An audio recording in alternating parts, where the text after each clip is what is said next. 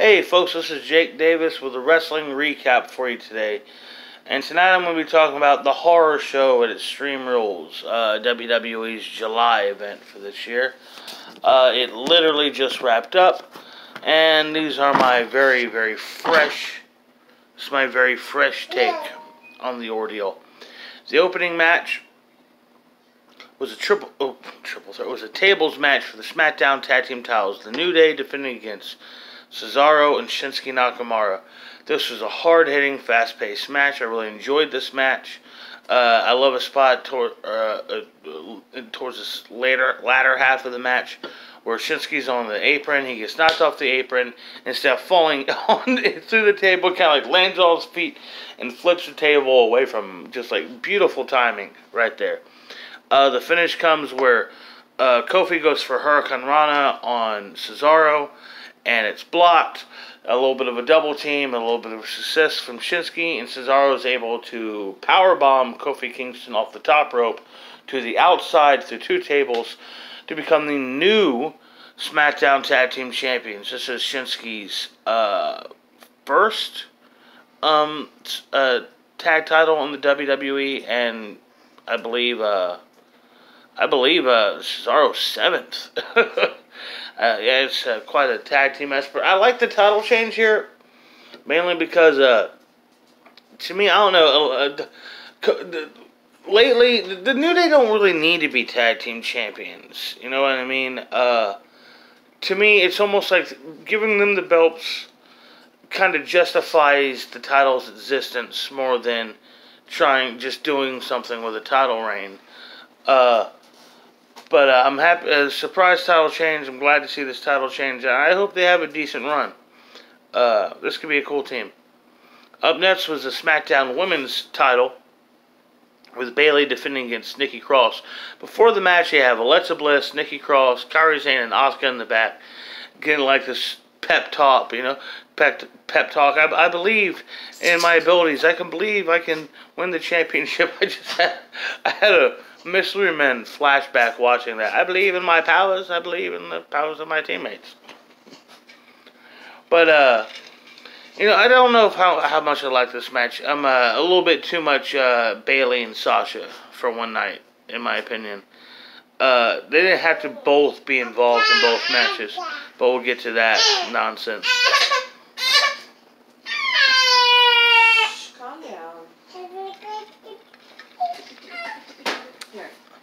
The finish comes where there's double distractions. Somehow Sasha is able to slip Bayley her boss brass knuckles. She pops Nikki Cross in the belly, because you know when you go to hit somebody with brass knuckles, hit them in the stomach. Stupid. Then she hits that ridiculous facebuster finisher. It's one of the stupidest looking finishers I've ever seen. And Bayley retains the title. I don't know. I would like to have seen Nikki win the title. I definitely wish it would go more for the psycho edge she had in NXT. Instead of just make her a comedy gimmick. Like I said in a video recently, that I don't really like the standard. All the girls in WWE are one of two things. If they're a babyface, they're cute and funny, and if they're a heel, they're bitchy and obnoxious. It's just so unoriginal. There's just really nothing to a lot of the girls right now, and kind of character-wise, and it sucks because they got good workers. Up next was what was scheduled to be a U.S. title match with Apollo Crews defending against MVP. Apollo Crews apparently could not work tonight because he could not pass a physical because of a full Nelson he was put in last month. Talk about making your guy look weak. MVP walks out with Bobby Lashley, declares himself the winner by forfeit, and leaves with the new U.S. title, which he's been holding for the last few weeks. And about that U.S. title, the new U.S. belt, I still got my mixed feelings. When I first saw it, I thought it was kind of ugly, but I'm not so nasty towards it now. To be fair, I thought the old one was ugly too, but look at the legacy that belt created. I mean, for 17 years, that was the United States Championship. It was first held by Eddie Guerrero. He won it at Vengeance 2003. It is eventually held by both Hardy Boys, all three members of the Shield. World-class greats like AJ Styles and Samoa Joe. It was the first belt in the company John Cena ever held. It was the first belt in the company Daniel Bryan ever held. It became something special in its lineage, and now it's gone, and I think that sucks. And right now the oldest piece of hardware, the oldest actual belt in the company is the WWE title. And, you know, I don't know, just in that era, it was the 2013 on run, the world title scene, that the two world titles have felt too much like, you know, part-timer wins the belt and goes away kind of shit, and that sucks. So I don't know, man, losing that belt kind of felt like the last of the old school titles, or late old school, I guess I should say. Yeah, moving on. We get a, oh my god, the eye for an eye match. Holy shit, this was my favorite match of the night by far.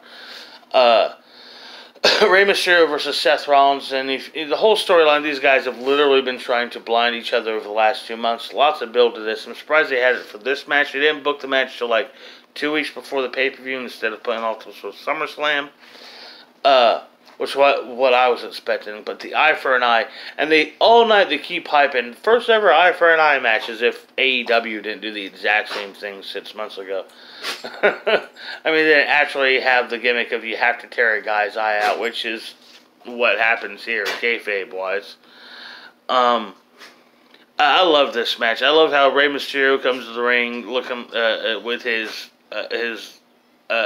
the gear looking like a fucking crash test dummy.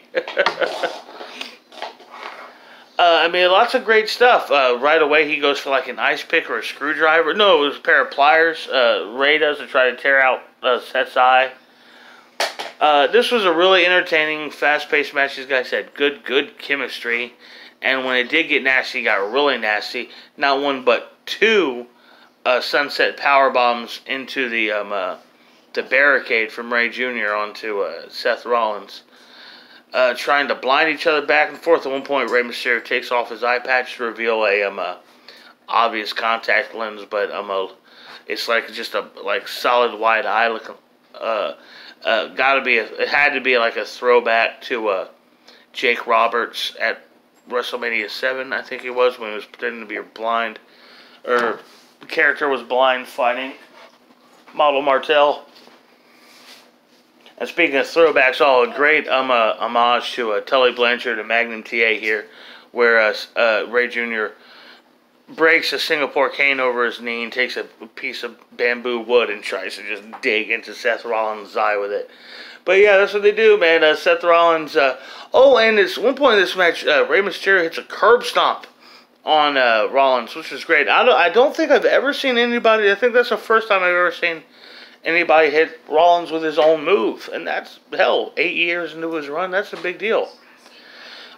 So, Rollins eventually gets his eye all into the steps, and you see Rey Mysterio holding like a fake eye, like a Halloween toy. Get out of here, I'm recording. I don't know what you're watching. Actually, I should know what you're watching. Bring it here. Come on now, Daddy's on the phone. I'm recording. Daddy's doing a video. Stop. We'll be here shortly. That stuff was the Raw Women's Championship. Asuka defending against Sasha Banks, who, again, is one half the tag champions.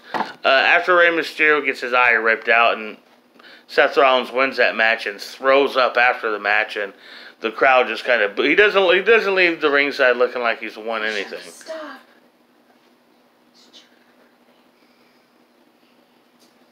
I'm sorry. Chewing her blankie? No, he's chewing The dog's chewing up the baby's toys in front of us. I shouldn't have shot this video in the living room. But next up is the Raw Women's title, Asuka and Sasha Banks. And this had just a ridiculous ending. The finish of this totally took me out of it. all kinds of chaos and interference. Both Bayley and Kairi Sane get involved. The referee gets hit with the green mist, and then Bayley puts on the hits Asuka with the title belt, puts on the referee shirt, and counts 3 by herself. And then they leave with all the belts. It's what the fuck? Like no one. I mean, there's Byron Saxton, but he doesn't count. It was weird and just a stupid finish. Kind of really took me out of that match. Up next was a semi-main event for the WWE title. Drew McIntyre defending against Dolph Ziggler, and the Ziggler had the stipulation where he could pick the rules, and he ended up making the rules Extreme Rules, but only for him. If Drew McIntyre got counted out, got disqualified, Ziggler would be champion. And I don't know why he didn't outlaw the Claymore. It was stupid. Dolph Ziggler wrestles this match like a comic book villain. It was so stupid. Why can't you just die? Stuff like this. Goes for the super. It hits this great series. It's a Famouser. Drew pops up. Zigzag. Drew pops up. Rock bottom onto a chair. And finally Drew kicks out. Ziggler's calling for the super kick. As he's charging to the super kick, McIntyre nips up, hits the Claymore, retains the title. I hate that kind of stipulation where it's DQ for one guy, not for the other guy, because the heel always loses in those matches. It's really stupid. If you're gonna do something like that, gonna stack the deck where your babyface cannot win no matter what, then he loses. It's a stupid gimmick. You're just burying your heel, make him looking absolutely unthreatening and unconvincing at all. This may be the 38th or 39th time Dolph Ziggler's been buried in his career. How many times I gotta pick up that brush and hand it to you, kid? Main event time. Almost done. This was time for the Swamp fight. Braun Strowman versus Bray Wyatt. And to tell you the truth, I kind of hated this. They're trying too hard to do what they did at WrestleMania with the Firefly Funhouse, but they didn't have the nearly 20 years of dirt sheet mythology and character background to work with like they had with John Cena. They just had Braun Strowman. And it was just so stupid. The Sis Boom Ba, Paul Bearer, but Saturday night Paul Bearer shit, not Undertaker's manager shit. It was just so fucking stupid. I didn't like this at all. At one point, Alexa Bliss appears as Sister Abigail trying to seduce Braun Strowman, which I am now officially convinced that they're just stealing. The WWE writing team is just stealing shit from Adam Blampier's videos. The finish comes, if you can call it even a match. Braun Strowman throws Bray Wyatt into the swamp.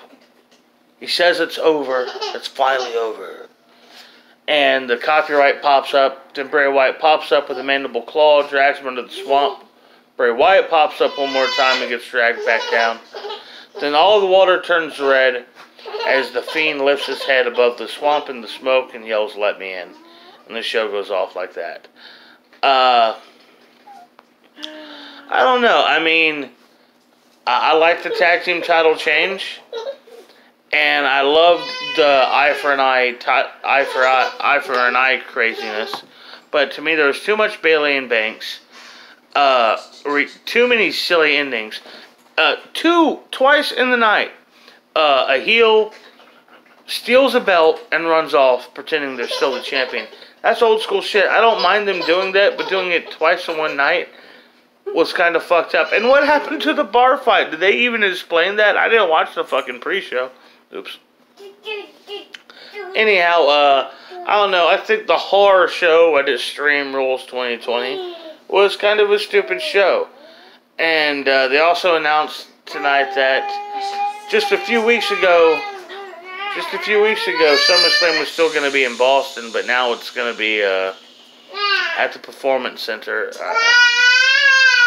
Hey, come on. You know, you only have so much time on this planet, people. Don't spend it hiding indoors, afraid to go outside. Anyhow, I think this show was mediocre, to say the least, and far from the best thing they've done since this whole lockdown nonsense started. Anyhow, I hope y'all enjoyed this video. I'm Jake Davis. I'm going to strangle my children, and I'll catch you on the fly.